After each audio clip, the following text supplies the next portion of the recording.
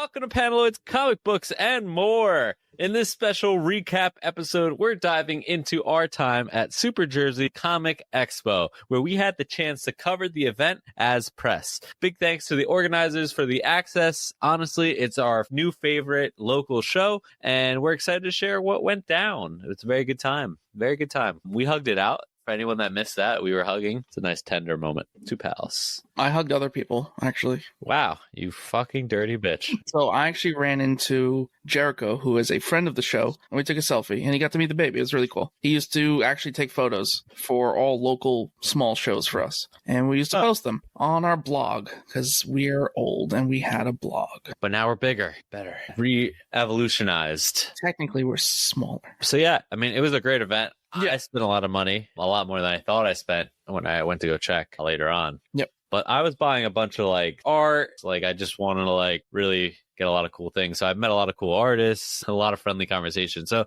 I like this show because I feel like I had more of an opportunity to like have those more intimate conversations with people. You know, like I feel like you're almost rushed at NYCC. Oh yeah. There's so much happening. You miss out on all these tables. Like everything's just happening, you know, at the same time. So I was able to like spend time at each table and like really look at everything that they had to offer. And I bought a lot of cool stuff. So I'll probably take a couple pictures, put that on the Discord, but not really talking about like the art that I bought, more so about the stuff that we did. So Kyle, you got a book. I don't normally go to conventions as light as I did, but I always go with something with the intent of, oh, you're going to be here? So I saw that Mike DiCarlo was going to be there. Mike DiCarlo is credited for Lobo's first appearance. And with the movie coming out, I'm not saying I did it as a spec book, but I might have done a little bit as a spec book. I mean, even if I say that, I do like to get in on things before they shoot up in price, just so I can brag. But I brought in Omega Men #3. I got it off eBay literally a few days before the convention. I'm pretty certain it's a 9.8. I actually got a remark of Lobo by Mike. The book is clean. The remark's clean. Everything about it should come back beautiful. And the cover alone, if you don't know it, look it up. But Omega Man #3 has a very cool cover. Lobo doesn't look the way you would know him as. He looks rather different, but it's just like a classic cover. I talked to him for a while. Like me and Jenny kind of just gravitated to him. So we were talking to his table, like him and I don't know the other artist, but I'm going to end up putting his art up eventually. We ended up buying a print from him. And then we ended up just talking to Mike DiCarlo for a while, like 15, 20 minutes of shooting the shit with Mike DiCarlo, and it was good. She actually asked, it was a good question, because she was like, when you were younger, did you know like that you had a talent? Could you just naturally see it? The one artist, no, like, you know, not really. And Mike DiCarlo was like, I have a better answer for you when you guys come over here. So we went over to Mike DiCarlo. He's like, the answer is yes, but he's being modest. 100% we knew. You could tell right away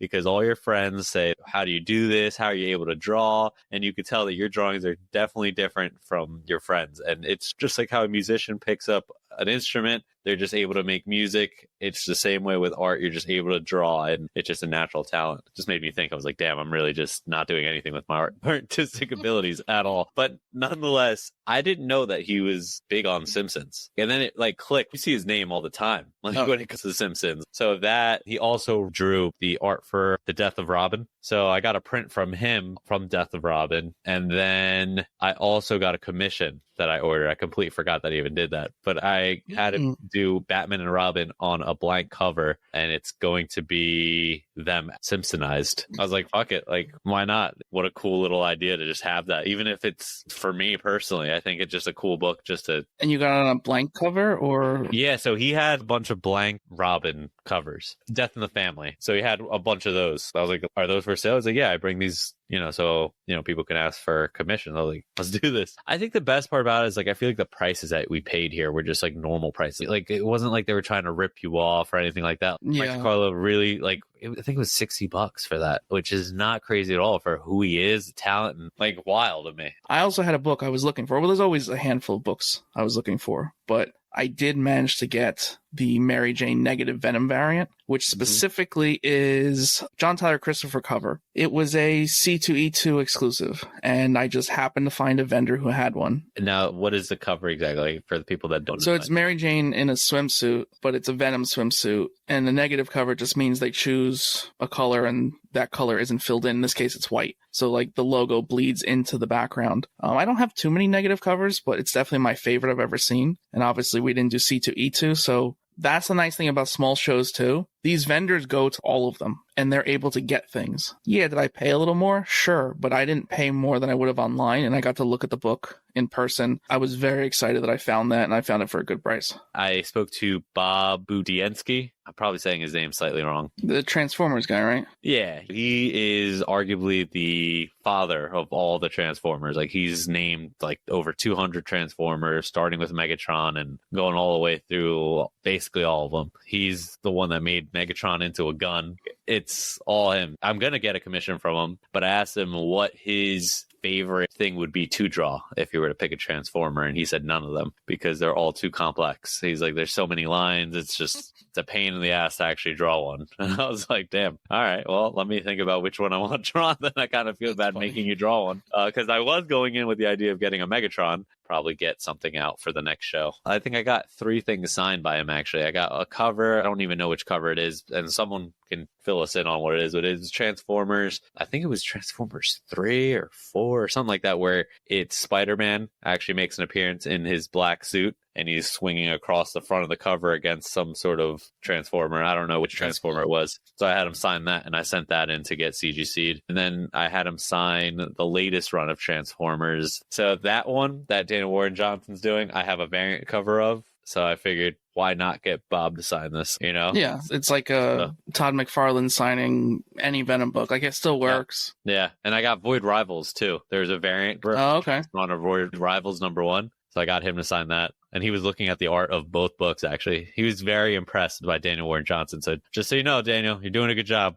You made him happy. He was like, the art looks sick in this. And then the last thing that I got done was by Ron Mars. So Green Lantern #49. If you're not familiar, that is Kyle Rayner. Not his first appearance, but it was a cover where Green Lantern, Hal Jordan, has all the rings on. And he's just it's like when he's starting to lose it, right? Yeah. So this is like the beginning of Parallax. I actually had our presser pick which one I should go with to get signed, and he was like, I would go with this one, because first off, it was the DC Universe logo variant, so he was like, just that alone, you should be doing this one. But he said out of all of them, you should get this done, get him to sign this and send it in, because it looks like a 9/8 all day. So yeah, I'm excited just to get that back. I just love the cover in general, just him with all the rings. I've mentioned Parallax on here way too many times. That's a classic cover, though. Yeah. Can we talk about the floor, though? The floor. The venue, what would you say? It's like an indoor arena for... Drive range. Okay. Yeah, my coworkers, we've gone there for golf. So, yeah, I gotta say, though, like, the biggest thing with any convention is how badly your feet hurt. Soft. This is the greatest thing. It was literally the greatest thing. And two, it was spaced out. So, like, it wasn't,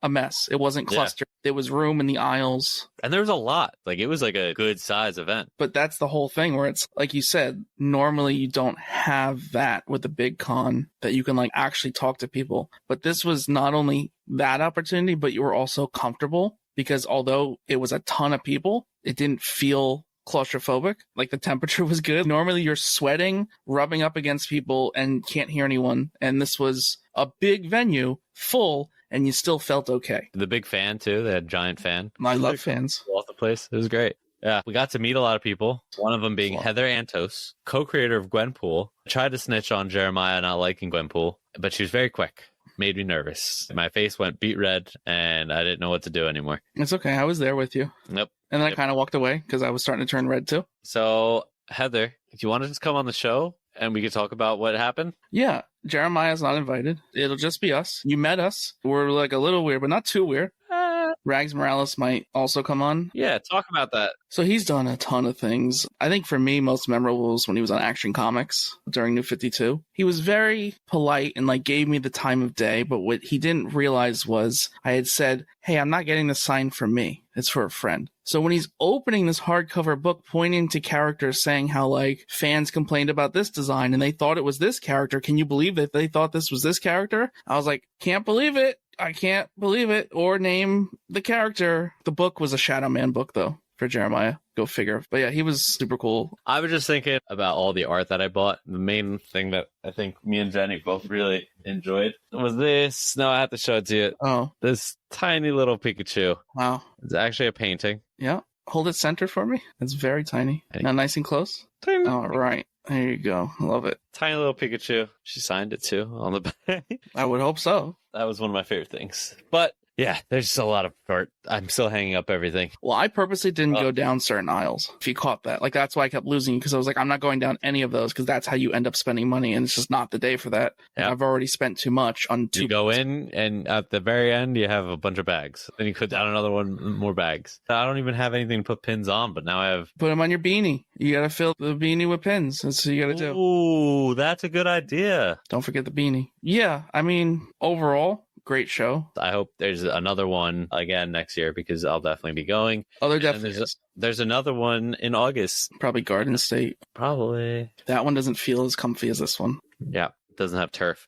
So anyways, before we go, let me just do a better job than Kyle at our exciting lineup for the rest of the month. Yep. May 14th at 7 p.m. Eastern Time, interview with Chris Condon and Jeffrey Allen Love about news from the Fallout Issue 1. May 21st at 6 p.m. Eastern, we are diving into the new Thunderbolts with Sam Humphries. May 28th at 7 p.m. Eastern, regular and extra long episode packed with all the latest rumors I will be collecting throughout the month. I will be collecting. You don't collect. Collections. June 4th, 7 p.m. Eastern. Audio only interview with Kelly Thompson about Absolute Wonder Woman and many more. She doesn't know about it yet, but there's going to be a lot. That's it. That's everything. I mean, we have such a crazy lineup for you guys. I'm excited. Kyle's excited. Jeremiah's excited. Dimitri's excited 10 seconds later. Thanks for tuning in to this special recap of our time at the Super Jersey Comic Expo. We had an amazing time covering the event as press, and we hope you enjoyed hearing about it. Don't forget to subscribe and join our Discord community for more behind-the-scenes content and discussions. We'll see you next time on Paneloids Comic Books and more.